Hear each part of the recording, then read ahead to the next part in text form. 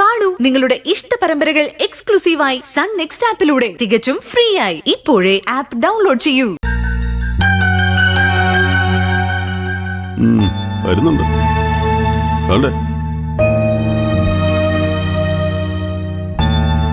ടോമേ, Tom, ബാ ബാ ബാ. പട്ടിയുടെ പേരൊക്കെയാ പൂച്ചക്കെട്ടിൽ വെച്ചത്. വാ കഴിക്കും. അമ്മയും മാവനും അവിടെ പോയത് ചീരു ഉടനെ നിങ്ങളുടെ കൂടെ ഇറങ്ങി വരുമെന്ന് വിചാരിച്ചിട്ടൊന്നും അല്ലല്ലോ. പിന്നെന്താ മുഖത്തൊരു വിഷമം? ഞങ്ങൾക്ക് വിഷമമൊന്നുമില്ല. അച്ഛനോട് ചോദിച്ചിട്ട് അവളിങ്ങ് വരാന്ന് സമ്മതിച്ചിരിക്കല്ലേ. ഇനി അഥവാ ഇങ്ങോട്ട് വരാൻ താമസിച്ചാലും ചീരു മക്കളും ഈ നാട്ടിൽ തന്നെ ഉണ്ടാവും ഉറപ്പാ.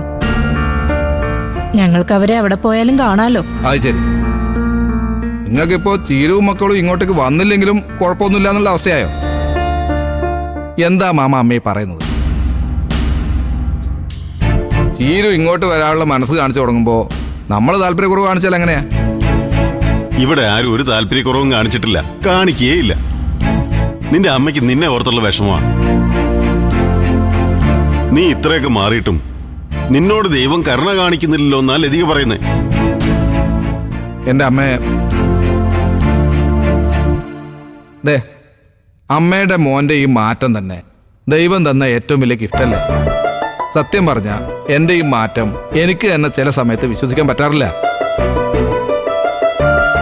ഇവിടെ നിന്നൊരു തിരിച്ചുപോക്ക് ഉണ്ടാവില്ലേ എന്ന് മാത്രം എന്റെ പ്രാർത്ഥന.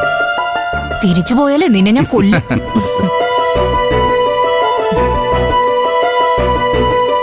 എടാ മോനെ, ഒരു ഫോൺ കമ്പനിയിൽ നിനക്ക് കിട്ടുമെന്ന് പറഞ്ഞ ജോലിയില്ലേ, അതിനി കിട്ടാൻ വല്ല സാധ്യതയുണ്ടോ? ഒരു രക്ഷയില്ല. ആ വേക്കൻസിയില് ഭാഗ്യം ചെയ്ത ഏതോ ഒരുത്തൻ കയറി. ആദ്യത്തെ സാലറിയും വാങ്ങി.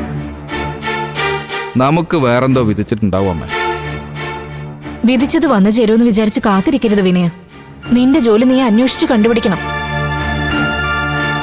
നിനക്കൊരു ജോലി വേണമെന്ന് നീ ആഗ്രഹിച്ചപ്പോഴാ ആ ഒരു ജോലി നിനക്ക് കിട്ടിയത്. സമയദോഷം മാറാതിരുന്നോണ്ട് അത് കൈവിട്ടു പോയി. നീ ഒന്നുകൂടി ശ്രമിച്ചാ അതിലും നല്ലൊരു ജോലി നിനക്ക് കിട്ടും. അമ്മയ്ക്കെന്താ പെട്ടെന്ന് ഇങ്ങനൊരു തോന്നലുണ്ടാവാൻ? എനിക്ക് ജോലിയില്ലാത്തതിനെ കുറിച്ച് ചീരു വല്ലതും പറഞ്ഞു? ഏയ്, അവളൊന്നും പറഞ്ഞില്ല. നീ വെറുതെ ചീരുവിനെ തെറ്റിദ്ധരിക്കല്ലേ.